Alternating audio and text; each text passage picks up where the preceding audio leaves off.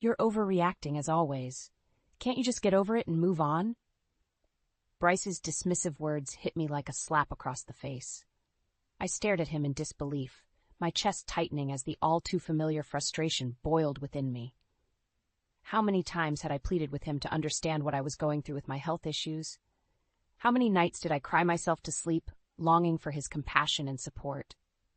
Get over it, I echoed, struggling to keep my voice steady. Bryce, I'm in constant pain. The fatigue is crippling. I can't just get over a chronic condition that modern medicine still doesn't fully comprehend. Bryce rolled his eyes, his expression a mixture of annoyance and indifference. Yeah, I've heard it all before. You really need to stop using that as an excuse for everything. My hands trembled as a wave of anger washed over me. An excuse. Did he truly believe I was making up the suffering I endured day after day, year after year? You know what? I'm done, I said, my voice quivering with pent-up emotion. I'm done trying to make you understand something you clearly have no interest in comprehending. Bryce scoffed and turned his attention back to the television, effectively dismissing me and my struggles once again. I stormed out of the living room, fighting back tears of frustration and hurt. As I made my way to the bedroom, memories of our once loving relationship flooded my mind. Where was the man who had vowed to love and support me through sickness and health? The one who had held me close and promised to always be by my side? That man was long gone, replaced by this shell of a person who seemed to care more about maintaining the perfect facade than truly being there for his wife. I collapsed onto the bed, burying my face in the pillow as sobs racked my body. How had we come to this? How had the love and understanding we once shared disintegrated into this bitter, toxic dynamic? As I lay there, a newfound determination took root within me. I couldn't continue living like this, constantly invalidated and disrespected by the person who was supposed to be my partner in life. Enough was enough. I sat up, wiping away the tears, and reached for the journal I had been keeping over the past few years. With trembling hands, I began to document this latest incident, determined to gather evidence of Bryce's emotional abuse. The dismissive comments, the lack of empathy, the constant belittling of my struggles, I would record it all. This would be the start of my journey towards reclaiming my dignity and self-worth. I would no longer be a victim, cowering in the face of Bryce's cruelty. It was time to take a stand, to expose the truth, and to seek justice for the years of pain and neglect I had endured. The words flowed from my pen, fueled by a potent mix of anger, heartache, and a newfound sense of resolve. This was the final straw, the catalyst for the upheaval that was about to unfold. I was done being the silent, suffering wife. It was time for Bryce to face the consequences of his actions. I should have seen the signs earlier, but love can blind even the most perceptive of souls. Bryce and I had been a perfect match in the beginning, two kindred spirits, united in our hopes and dreams for the future. We'd feed off each other's energy, our laughter filling the air as we built the foundation of what we thought would be an unbreakable bond. How naive I had been. The first crack appeared shortly after our wedding, when I began exhibiting strange symptoms that no doctor could properly diagnose. The debilitating fatigue, the widespread pain, the cognitive issues. They all remained an unsolvable mystery, an invisible enemy waging war on my body and mind. At first, Bryce was sympathetic, assuring me that we would get through this together. In sickness and in health, remember, he would say, holding me close as I cried from the frustration of not understanding what was happening to me. Those tender moments became rarer as the years passed, and my condition only worsened. Bryce grew increasingly distant, frustrated by the lack of a clear solution. His patience wore thin, and the man I had fallen in love with slowly faded away, replaced by someone cold and callous. "Quit making excuses and pull yourself together," he snapped one day when I struggled to complete a simple household chore. "You're letting this supposed illness control your life." Yeah, I tried to explain, to make him understand the genuine anguish I was experiencing, but he would hear none of it. In his eyes, I had become a burden, a blight on the perfect life he had envisioned for us. Outward appearances meant everything to Bryce. He couldn't bear the thought of our family being perceived as anything less than perfect, even as our son Derek grew increasingly aware of the turmoil brewing beneath the surface. "Why is Dad always so angry with you?" Derek asked me once, his eyes full of concern. I forced a smile, not wanting to tarnish his image of his father. It's nothing, sweetheart. He's just under a lot of stress at work. The lies piled up, each one a brick in the facade Bryce was so desperate to maintain. We were the perfect family, with the perfect house and the perfect life. At least, that's what we wanted the world to believe. Behind closed doors, the reality was far more sinister. You're pathetic, you know that? Bryce snarled at me one evening after I had spent the day bedridden, too weak and in too much pain to function. This is just a convenient way for you to be lazy and avoid your responsibilities. His words cut deeper than any knife, reopening the wounds of inadequacy that his emotional abuse had inflicted over the years. I wanted to scream, to hurl every ounce of anguish back in his face, but the strength had long since been drained from me. So I remained silent, my tears the only outward display of the turmoil raging within. That's when I knew the man I had married was gone, consumed by his obsession with maintaining the illusion of perfection. The love and support I had once treasured had been replaced by disdain and contempt, all because I couldn't meet his warped expectations. In that moment, a small spark of defiance ignited within me, a glimmer of determination that would grow into an all-consuming blaze. I wouldn't stay trapped in this toxic cycle any longer. One way or another, I would strip away Bryce's carefully constructed facade and expose the ugliness that festered beneath. He would face the consequences of his actions, of the years of emotional torment he had inflicted upon me. The road ahead would be arduous, but I knew in my heart that it was the only path to reclaiming my dignity and self-worth. The mask of perfection would shatter, and the truth would finally be laid bare, no matter the cost. The facade Bryce had so carefully constructed was beginning to crumble. As my health deteriorated further, it became impossible for me to keep up the charade of being the perfect wife and homemaker. Simple tasks like cooking and cleaning left me utterly drained, my body feeling like a leadweight that refused to cooperate. Of course, this only added fuel to Bryce's disdain. What's the point of having you around if you can't even take care of basic household duties? He sneered, surveying the pile of unwashed dishes in the sink. I wanted to explain, to make him understand the sheer effort it took for me just to get through each day, but I knew it would fall on deaf ears. Bryce had made up his mind about my condition long ago. In his eyes, it was nothing more than a convenient excuse. "I'm sorry," I mustered, hating how weak and defeated I sounded. "I'll try harder, I promise." Bryce scoffed and shook his head in disgust. "Save your empty promises. You've been trying harder for years, yet nothing ever changes." The venom in his words cut deep, but I remained silent, too emotionally and physically drained to engage in another fruitless argument. As the weeks passed, Bryce's insults and complaints escalated, each one chipping away at what little self-worth I had left. I found solace in my journal, pouring out the anguish and frustration that I couldn't voice aloud. It was during one of these writing sessions that Derek knocked on my bedroom door, a concerned look etched on his face. "Mom, are you okay? I heard Dad yelling at you again." I fought back the tears that threatened to spill and forced a reassuring smile. "Everything's fine, honey. Your father's just been under a lot of stress lately." Derek didn't look convinced, but he nodded slowly, his eyes filled with a sadness that no child should ever have to bear. As he left, I couldn't help but wonder how much of Bryce's behavior he had witnessed over the years. Had I been naive in thinking I could shield him from the harsh reality of our crumbling marriage? That night, as Bryce slept soundly beside me, I stayed awake, my mind racing with a newfound determination.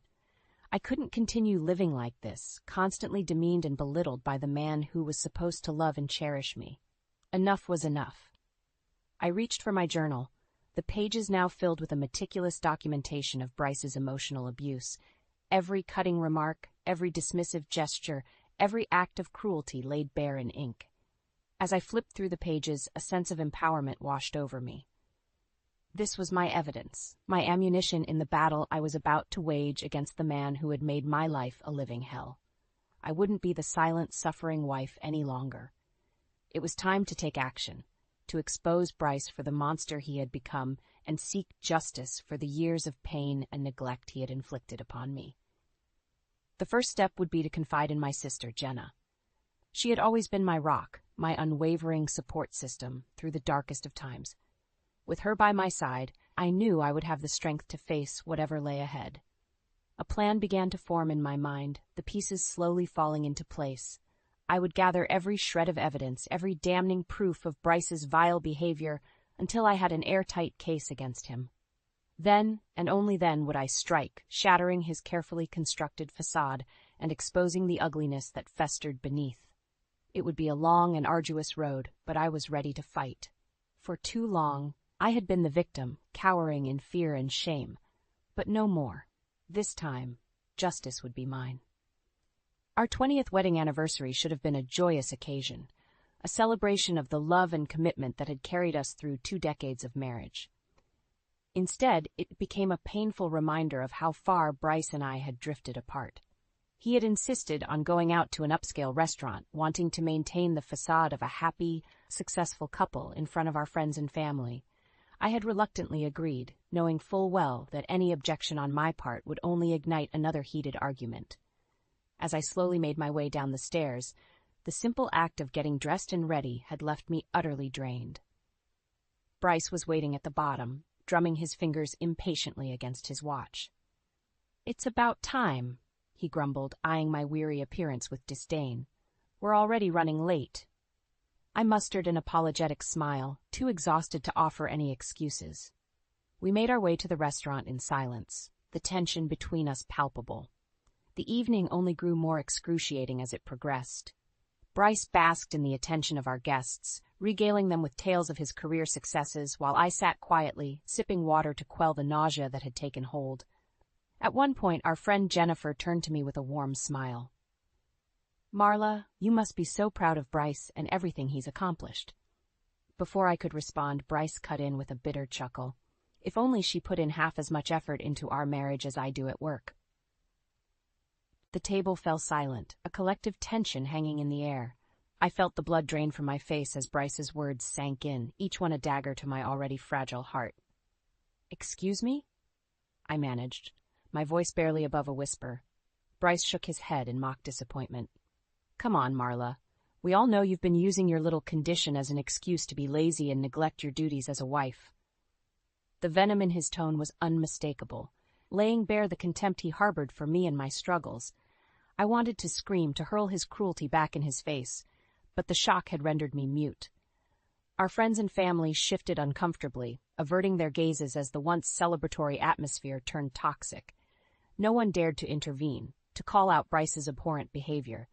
He leaned back in his chair, a self-satisfied smirk playing on his lips. "See? She can't even defend herself. Pathetic." Those words would haunt me for years to come, searing themselves into my memory like a brand. In that moment, everything became crystallized. The years of emotional abuse, the gaslighting, the utter disregard for my well-being. As I sat there, humiliated and defeated, something within me shifted. A fire ignited in the depths of my soul, a burning rage that had been simmering for far too long. Enough was enough. I would no longer be Bryce's punching bag, his victim to be ridiculed and demeaned at his whim.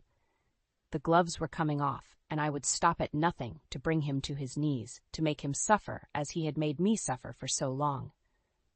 The rest of the evening passed in a blur, my mind already plotting my vengeance. Bryce continued to revel in his cruelty, oblivious to the storm brewing within me. As we arrived home, I went straight to my room, locking the door behind me. I reached for my journal, my hands trembling, as I began to document every agonizing detail of the night's events. This would be the tipping point, the catalyst that would set my plan into motion. Bryce had crossed a line that could never be uncrossed, and he would pay dearly for his transgressions. I would gather every shred of evidence, every recorded instance of his emotional and psychological torture. Then, when the time was right, I would unleash it all upon him, shattering his world and leaving him to contend with the consequences of his actions. No more suffering in silence, no more being the victim. It was time for Bryce to face the wrath he had so recklessly provoked. In the days following our disastrous anniversary dinner, I could feel a shift taking place within me. The years of pent-up anger and resentment had finally reached a boiling point, igniting a fire that burned with the intensity of 1,000 suns. Bryce, oblivious as ever, carried on as if nothing had happened. He went about his daily routine, leaving for work each morning with a casual, "See you later," tossed over his shoulder. Meanwhile, I stewed in my righteous fury, meticulously documenting every instance of his cruelty in my journal. It was during one of these writing sessions that Jenna stopped by unannounced. She took one look at my reddened eyes and the turmoil etched into my features before enveloping me in a tight embrace. "Oh, Marla," she murmured, her voice laced with concern. "What's going on?" I pulled away, steeling myself against the torrent of emotion that threatened to spill forth. "It's Bryce," I began, the words tumbling out in a rush. He humiliated me, Jenna, in front of everyone at our anniversary dinner." Jenna's brow furrowed as I recounted the painful details, her expression darkening with each word. By the time I had finished, her hands were balled into tight fists, trembling with barely contained rage. "That bastard," she hissed, her eyes blazing with a protective fury. "How could he treat you like that? After everything you've been through?" I shook my head, feeling a sudden surge of determination. "I can't live like this anymore, Jenna. The emotional abuse, the constant belittling, it has to stop."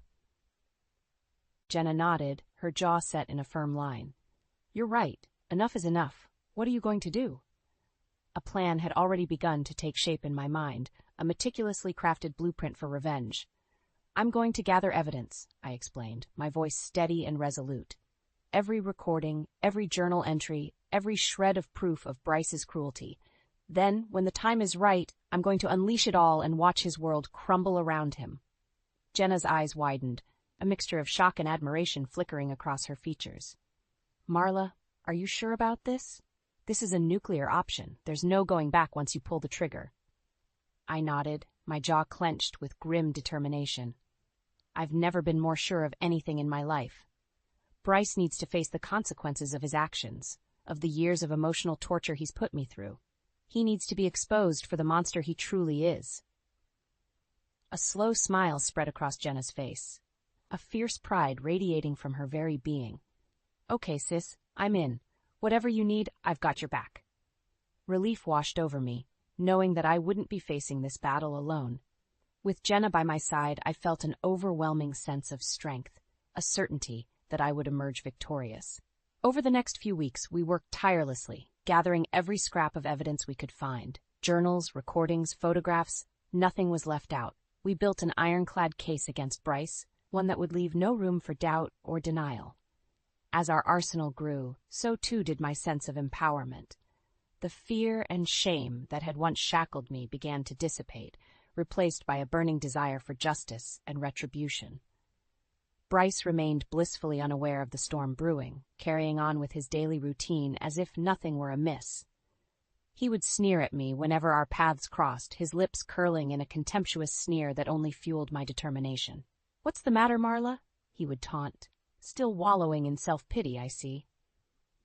I would meet his gaze, unflinching, biting back the biting retort that danced on the tip of my tongue.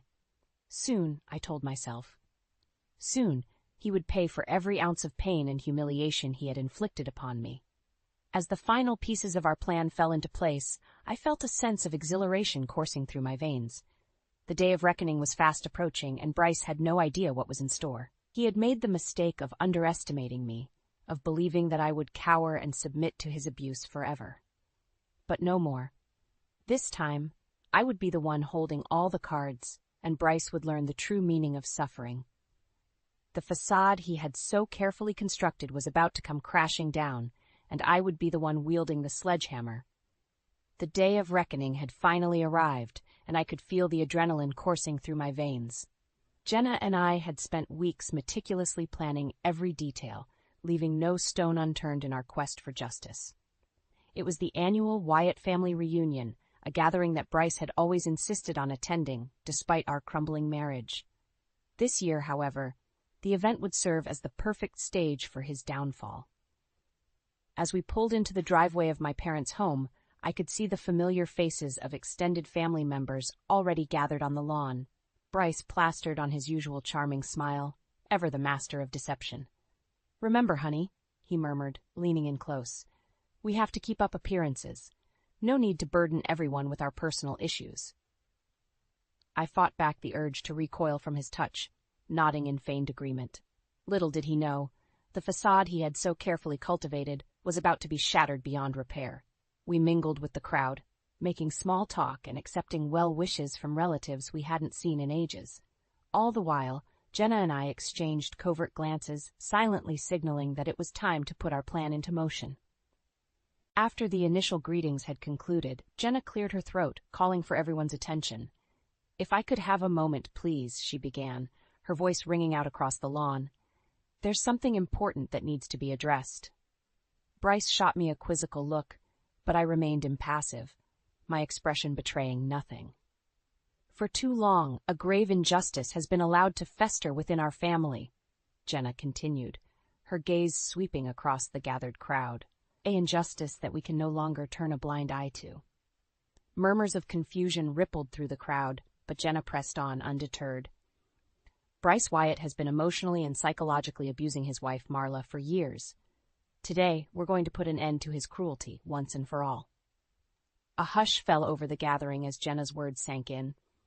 Bryce's face contorted in a mixture of shock and outrage, but before he could interject, Jenna was already unveiling our carefully curated evidence.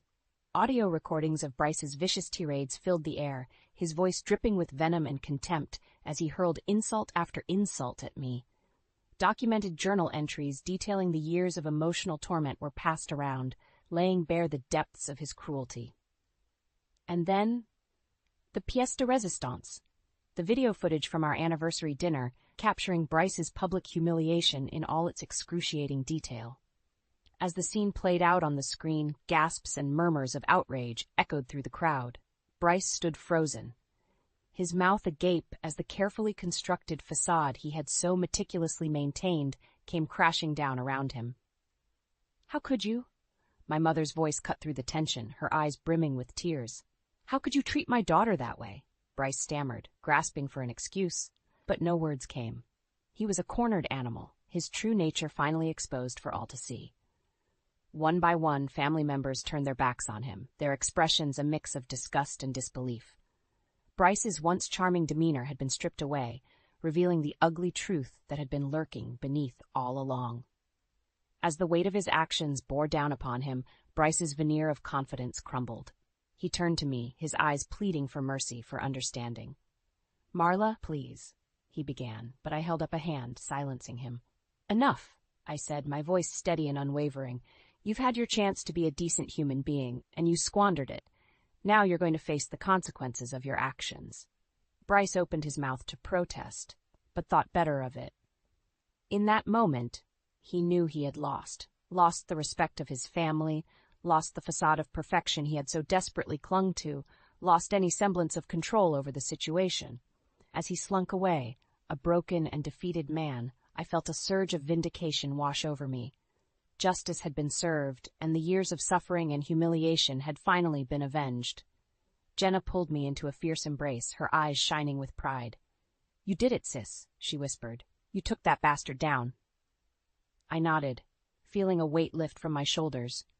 The road ahead would undoubtedly be challenging, but for the first time in years I felt truly free. Free from the shackles of Bryce's emotional abuse, free to reclaim my life and dignity. As the crowd dispersed, offering words of support and encouragement, I knew that this was just the beginning. Bryce's downfall was merely the first step in a journey towards healing and empowerment, and I was ready to embrace it, one step at a time. In the days following the explosive family reunion, the fallout from Bryce's exposure was swift and unrelenting. His life, once so meticulously constructed to project an image of perfection, lay in shattered ruins around him. I, on the other hand, felt a sense of liberation unlike anything I had experienced before. For years I had been shackled by Bryce's emotional abuse, my spirit slowly eroded by his cruelty. But now, with the truth laid bare, I was finally free. The first order of business was securing a divorce.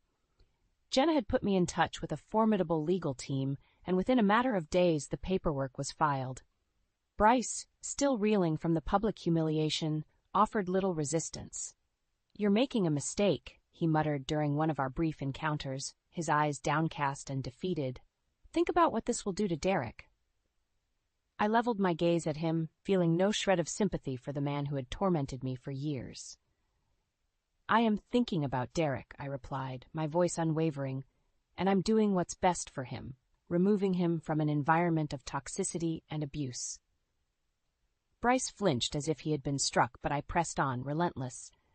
"You've only got yourself to blame for this, Bryce. Your actions have consequences, whether you choose to acknowledge them or not." With that, I turned and walked away, leaving him to stew in the wreckage of his own making. As news of our impending divorce spread, the backlash against Bryce intensified. Friends and colleagues who had once praised his accomplishments now distanced themselves, unwilling to be associated with a man exposed as an emotional abuser. Even Derek, our once doting son, could no longer bring himself to look his father in the eye. "How could you treat Mom like that?" he asked during one of their strained encounters, his voice thick with emotion. "She sacrificed everything for this family, and you just... Words failed him, but his expressions spoke volumes. The hero worship he had once held for Bryce had been shattered, replaced by a profound sense of disappointment and betrayal. Bryce, for his part, tried to cling to the tattered remnants of his former life. He lashed out at me, accusing me of turning his own family against him, of poisoning their minds with lies and deceit. "You're a vindictive, spiteful woman," he snarled during one of his tirades. "You'll regret this, Marla. Mark my words." But his threats rang hollow, devoid of the power and menace they once held. I simply stared back at him, unmoved by his pathetic attempts at intimidation. "I don't regret a thing, Bryce," I replied, my voice laced with a steely resolve. "For the first time in years, I'm living in the truth, something you've clearly never been able to handle." His face contorted in a mask of rage, but I had already turned away, leaving him to wallow in his own self-pity and delusion. With each passing day, Bryce's world continued to crumble around him. His once thriving career began to unravel as clients and business partners severed ties, unwilling to be associated with such a tarnished reputation. It was a sight to behold, watching this once proud man brought to his knees by the very demons he had unleashed upon me. And yet, I felt no pity, no shred of remorse for the suffering he now endured. This was justice, pure and simple, a reckoning long overdue. As the divorce proceedings neared their conclusion, I found myself reflecting on the long and arduous journey that had led me to this point.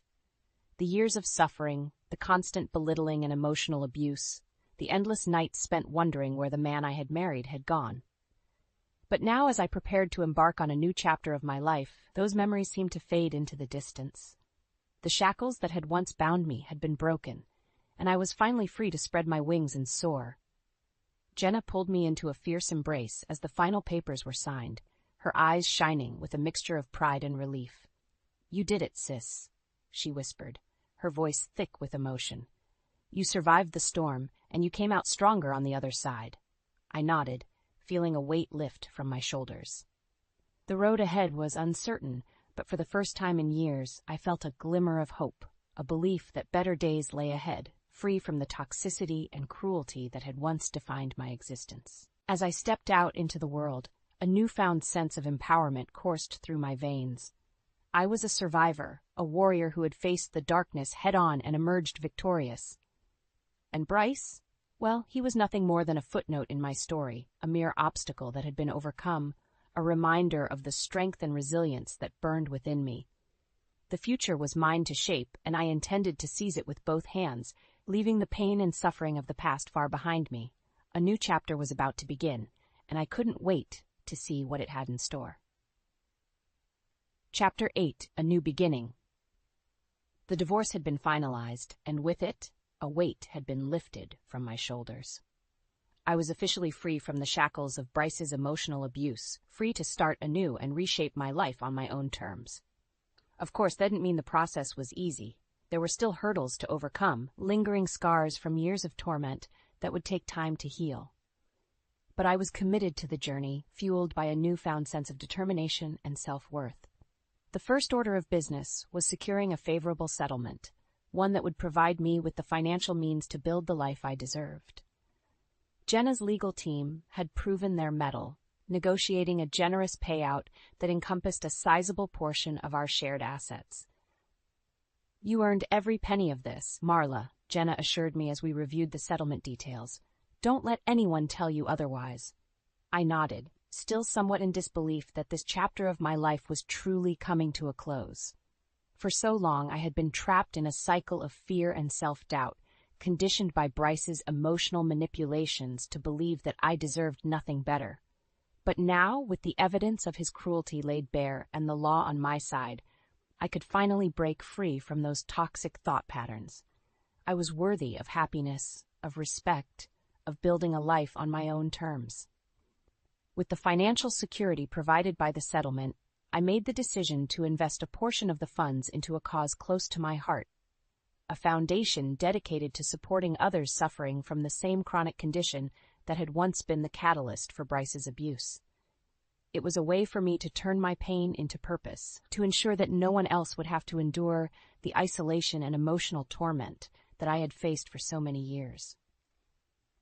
This is amazing, Mom, Derek said, his eyes shining with pride as we toured the Foundation's newly opened headquarters. I can't think of a better way to help people and raise awareness. I pulled him into a tight embrace, overwhelmed by the surge of emotions welling up within me. For too long, I had shielded Derek from the harsh realities of my marriage, desperate to preserve his image of his father. But now, with the truth laid bare, we were able to forge a deeper connection, built on honesty and mutual respect. Thank you, sweetheart, I murmured, fighting back tears of joy. Your support means everything to me.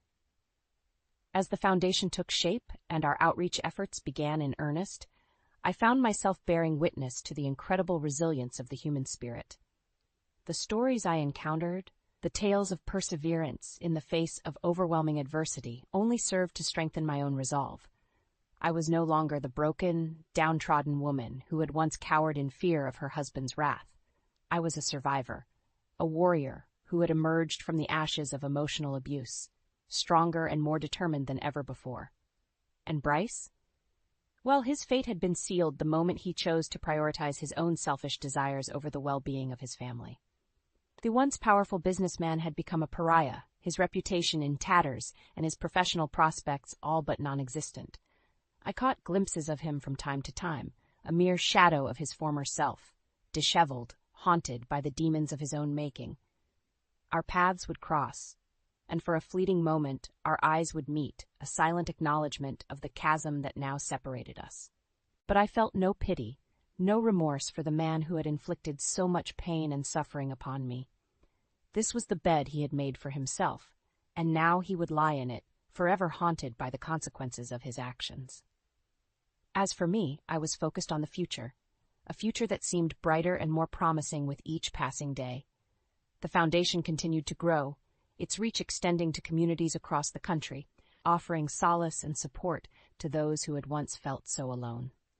And at the center of it all was a woman reborn, a phoenix risen from the ashes of emotional turmoil, spreading her wings and soaring towards new horizons. It was a new beginning, a fresh start that had been hard-won through years of struggle and perseverance. And as I looked ahead, I couldn't help but feel a sense of gratitude for the journey that had brought me to this point.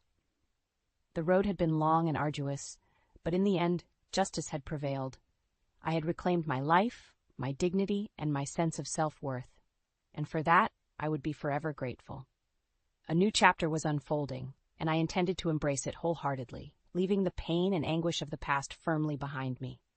The future was mine, and I couldn't wait to see what it had in store.